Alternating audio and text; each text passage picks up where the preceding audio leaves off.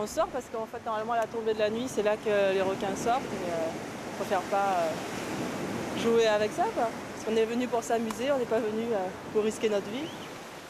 Je fais une thèse sur les surfeurs et les requins, vous voulez bien m'aider? Fanch Lando est étudiant en médecine. Est-ce que tu portes des bagues, montres brillantes, Non. rien de brillant? Non. La couleur de tes vêtements quand tu surfes? Tout rouge. Rouge. Écrin rouge, short rouge. C'est vrai que quand on est dans le peloton ou entre le groupe et le bord, on se sent plus à l'aise, plus en sécurité. Et dès qu'on est parmi les derniers ou le dernier, et puis qu'il y a un petit courant qui nous tire au large, on y pense peut-être un peu plus. C'est vrai qu'il y a un risque, mais bon, il est vraiment minime. Vous y pensez quand même? Ouais, j'étais tout seul à l'eau, j'avais un peu peur quand même. Depuis quand tu pratiques le moret? Y a-t-il une attitude, une couleur, une posture, un lieu, une heure qui favorise les attaques? Il tente de mieux comprendre les habitudes du requin pour mieux s'en protéger. Ouais, c'était à l'Ermitage. Ce qui me sécuriserait un peu plus, c'est d'avoir peut-être des filets de protection ou choses comme ça. À La Réunion, il y a beaucoup plus d'accidents de voiture que d'attaques de requins. Mais l'animal renvoie à de vieux réflexes, les dents de la mer, le mythe de la dévoration, autant de peurs ancestrales de l'homme qui se sent minuscule face à la nature. Tu as fait ton travail, Tristan? Oui, je lis le cahier. Dans la famille d'Alain, l'accident est toujours présent. Comment je vais lire Monsieur, ici, là. Moi, pendant un mois, j'ai pas dormi et puis je rêvais qu'il y avait un requin dans ma chambre pendant que je dormais, quoi. C'était très agréable. Je peux pas me baigner toute seule. Je peux pas. Mettre les pieds dans l'eau toute seule, je peux pas. Faut que quelqu'un vienne avec moi. Mais si, attends, papa, désolé, hein, quand on est à la plage et tout, quand on est à la plage et qu'on va loin et qu'il y a de la profondeur, moi j'y pense toujours. Hein. Et je pense qu'au fond de nous-mêmes, ça doit faire ressortir des peurs, se retrouver comme ça, d'un coup, comme proie. Toute notre technologie ne peut rien contre ça, quoi. Je veux dire, on se retrouve à la merci de la nature, à la merci d'un prédateur. Je pense que c'est ça. Sur la côte ouest, la plus touristique, des requins agressifs ont été signalés l'année dernière. Plus au nord, dans la baie de Saint-Paul, des attaques ont déjà eu lieu.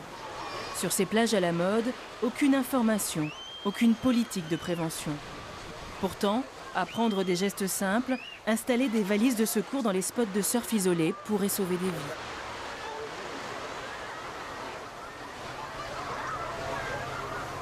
Ne pas mettre de panneaux, c'est laisser se développer l'imagination, c'est laisser libre cours à la rumeur, à des mythes.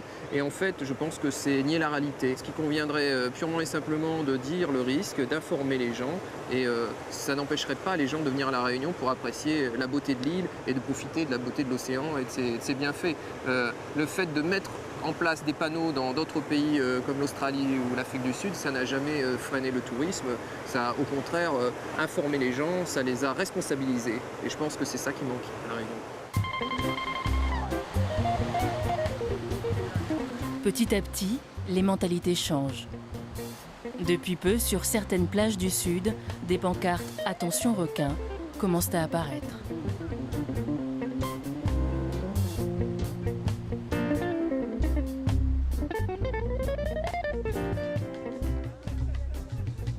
Informer, c'est prévenir, et donc à chaque fois, il vaut mieux se rapprocher des associations de surfeurs. Ils connaissent le problème. Et pour les non-surfeurs, eh bien, il reste tout l'intérieur de l'île. Et je vois d'ailleurs que Lise a trouvé finalement un petit coin de verdure. Vous vous souvenez tout à l'heure de l'atmosphère lunaire, minérale, de cette lave déchiquetée, brillante, la marque du piton de la Fournaise. Alors changement de décor. Ici, tout est végétal, vert, boisé, souriant, et pourtant, nous sommes toujours au pied d'un volcan, mais c'est l'autre volcan de La Réunion, le Piton des Neiges.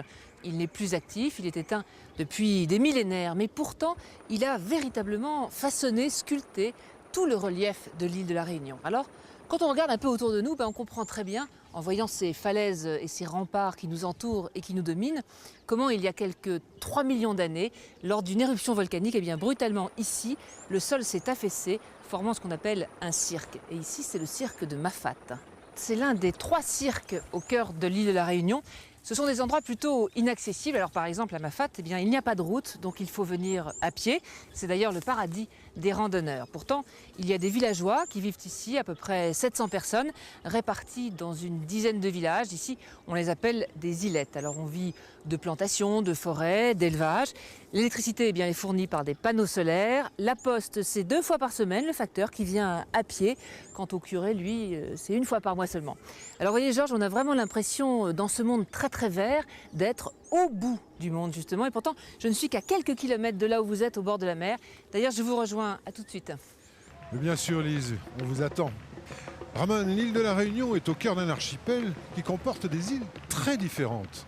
C'est l'archipel des Mascareignes, Georges. Il y a la Réunion, il y a Maurice et il y a Rodrigue. Rodrigue, c'est la plus petite de toutes et c'est la plus excentrée. Cette île, en fait, compte sur la pêche pour survivre et la population, tous les ans, se mobilise pour poser les canards. Poser les canards? Absolument. On pose les canards en mer et vous allez comprendre pourquoi.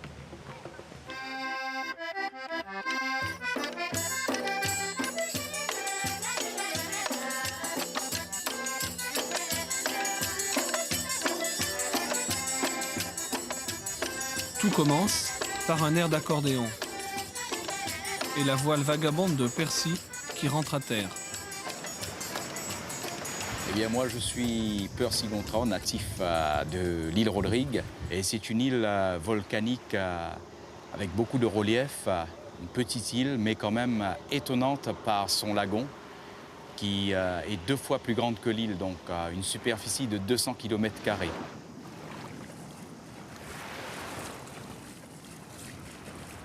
Donc ici à Rodrigue, nous avons 2 événements maritimes très importants.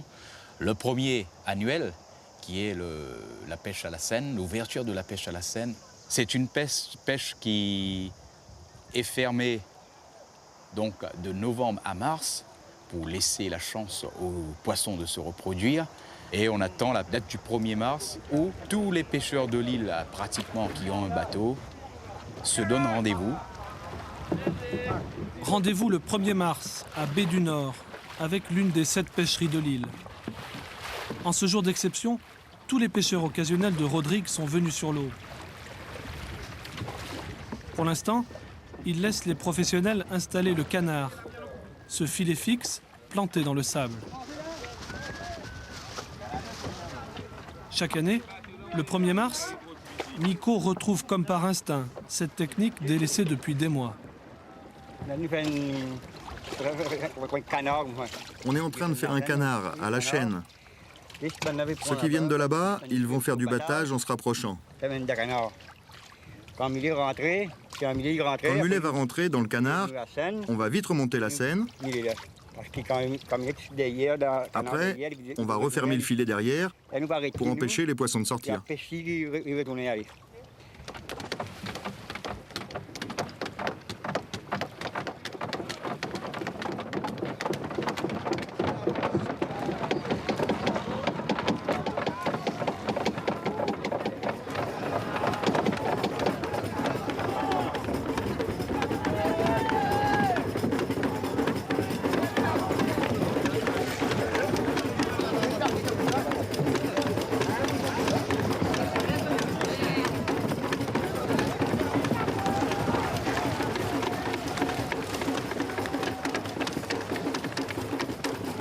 Et voilà les poissons coincés dans le canard, sans pitié. Seuls les mulets sauteurs ont une petite chance de s'en sortir. Ce premier coup de la journée a ramené entre 200 et 300 kilos de prise. Et les pêcheurs ne s'arrêteront qu'au coucher du soleil. Pourtant, Monsieur Félicité, le patron de la pêcherie, semble de mauvaise humeur.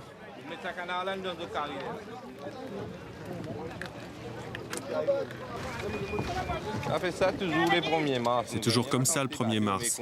Il y a beaucoup trop de bateaux. Les pêcheurs occasionnels qui viennent pour leur consommation personnelle dérangent les professionnels. On ne peut pas pêcher comme il faut. Ils ne savent pas bien faire le battage, il y en a qui viennent derrière, d'autres passent devant et ils font partir les poissons.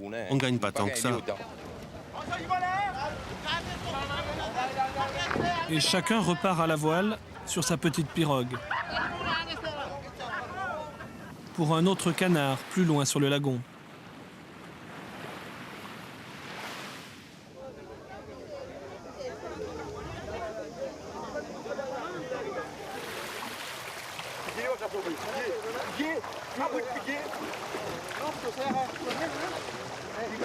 Sous le soleil de 13 heures, le mulet est très attendu.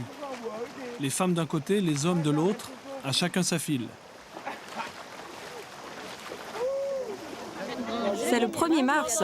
Alors on attend le poisson pêché à la Seine. Quel poisson vous attendez? Du mulet, mais n'importe lequel ça nous irait, c'est pas grave. Quand on dit que le mulet est très attendu, le mot paraît faible.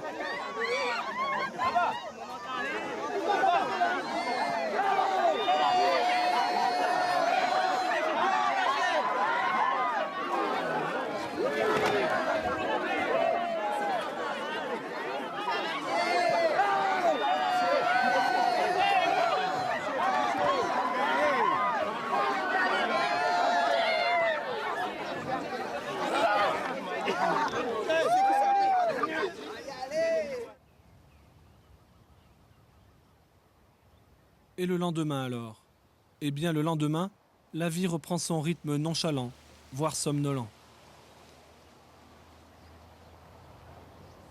Loin de Maurice et du pouvoir central, loin des centres hôteliers et du tourisme intensif.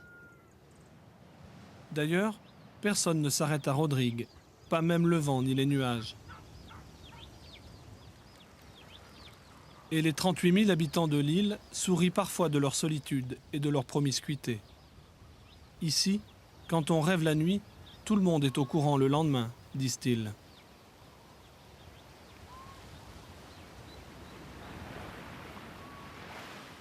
Mais déjà, le deuxième événement se prépare, tout calmement, au bord de l'océan.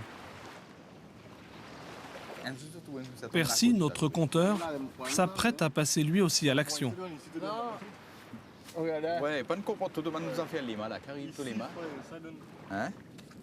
Eh bien, le deuxième événement à Rodrigue, le deuxième événement important, c'est la régate de bateaux traditionnelle, où les pêcheurs normalement engagés dans la pêche à la Seine, ou d'autres pêches aussi, se retrouveront pour se mesurer sur l'eau à voile, sous voile traditionnelle. Un dimanche de grande marée, jour de régate.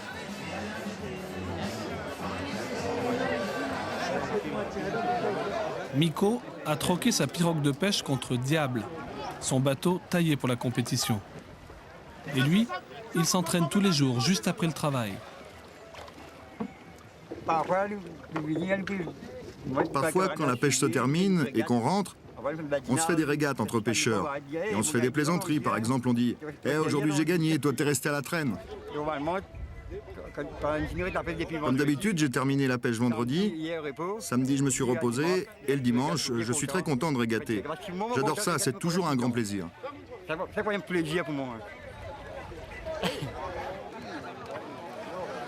Et voilà Percy, enfin tacticien, en train d'ajuster les voiles aux conditions de vent, avec les moyens du bord. On n'attendait pas cette force de vent pour aujourd'hui, mais en hiver, avec les alizés, à partir du mois de mai à octobre, on régate tout le temps par cette force de vent. Mais là, aujourd'hui, nous-mêmes et d'autres bateaux n'étaient pas préparés. On n'a pas de voile vraiment taillée. Par exemple, nous, on se sert d'une voile de promenade. Une régate à Rodrigue serait bien triste sans Thésard, le roi des parieurs. Moi, je mets 1500 roupies pour 1000 roupies. Je choisis 3 bateaux et vous, vous en prenez 3. Allez, allez, venez, venez. Mais tu choisis les 3 favoris? Bah oui, c'est normal. Je veux pas jouer avec toi. Mais t'es un couillon, mon vieux. Tu veux te faire de l'argent facile, c'est tout ce que tu veux? Trop gourmand, Thésard ne trouvera que des rieurs et pas de parieurs.